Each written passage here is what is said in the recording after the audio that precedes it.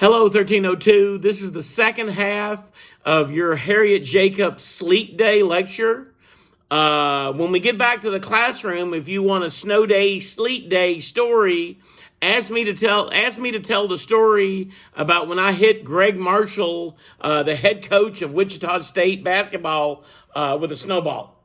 So I'm going to pick up where I left off on page 22. It's a section about how Mr. Flint and Mrs. Flint treat the slaves. It says they're both churchgoers, but Mr. Flint likes to beat the slaves, and Mrs. Flint likes to watch.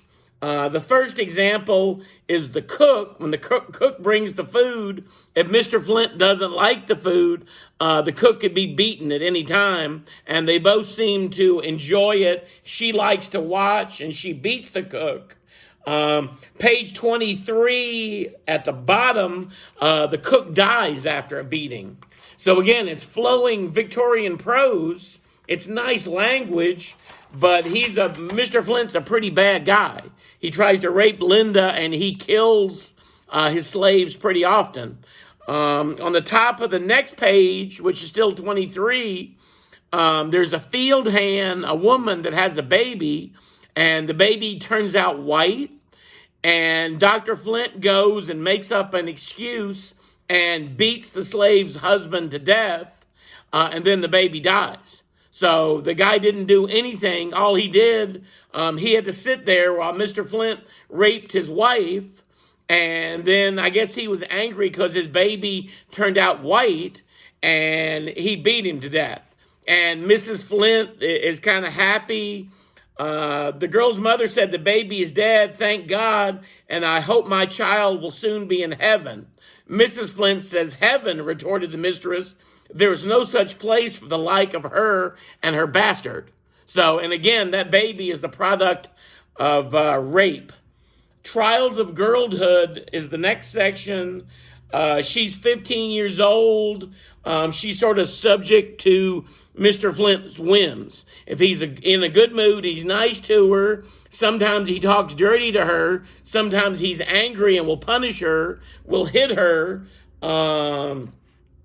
She says, he tried his utmost to corrupt the pure principles my grandmother had instilled. He peopled my young mind with unclean images, such as only a vile monster could think of. I turned from him with disgust and hatred, but he was my master. I was compelled to live under the same roof with him, where I saw a man 40 years my senior violating daily the most sacred commandments. So every day he's talking dirty, maybe he's showing her dirty pictures, but every day he's sexually harassing her, trying to rape her. Page 45, he told me I was his property, that I must be subject to his will in all things. My soul revolted against the mean tyranny, but where could I turn for protection? No matter whether the slave girl be as ebony or as fair as her mistress. There is no shadow of law to protect her from insult, from violence, or even death. All these are inflicted by fiends who bear the shape of men.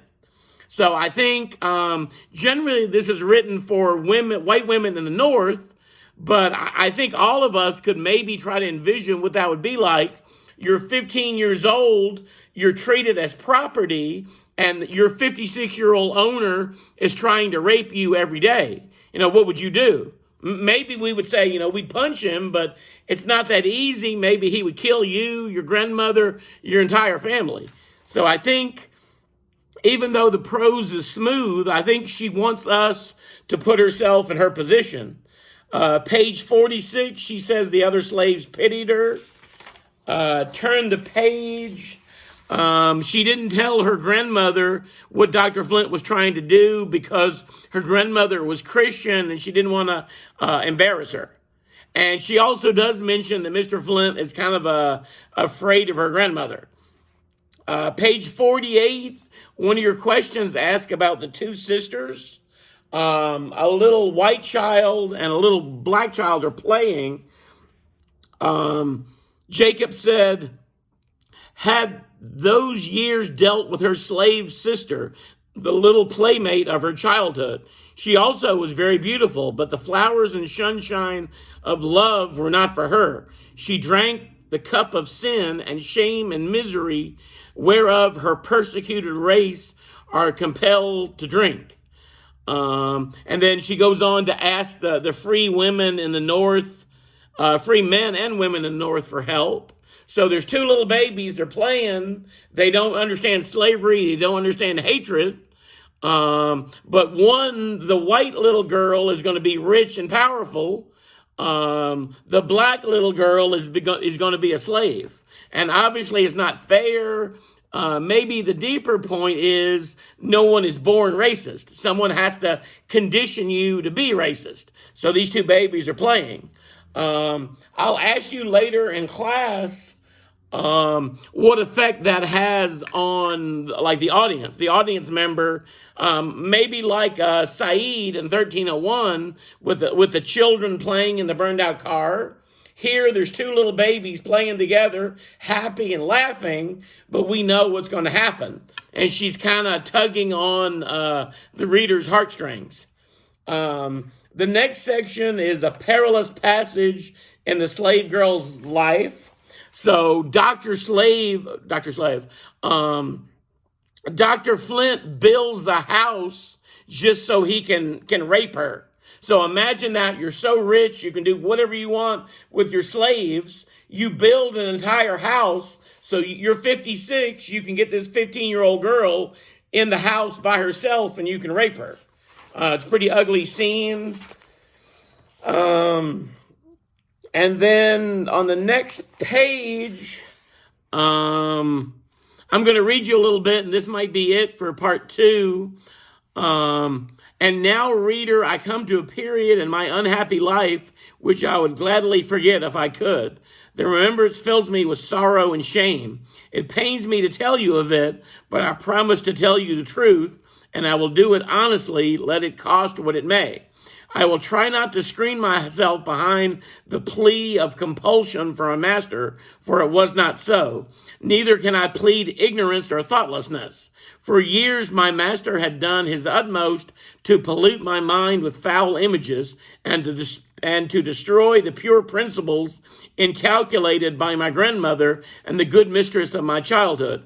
The influence of slavery had the same effect on me that it had on other young girls, that it made me prematurely knowing concerning the evil ways of the world.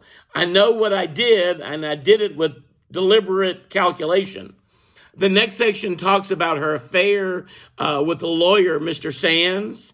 But ultimately be thinking about how she is connecting to the reader.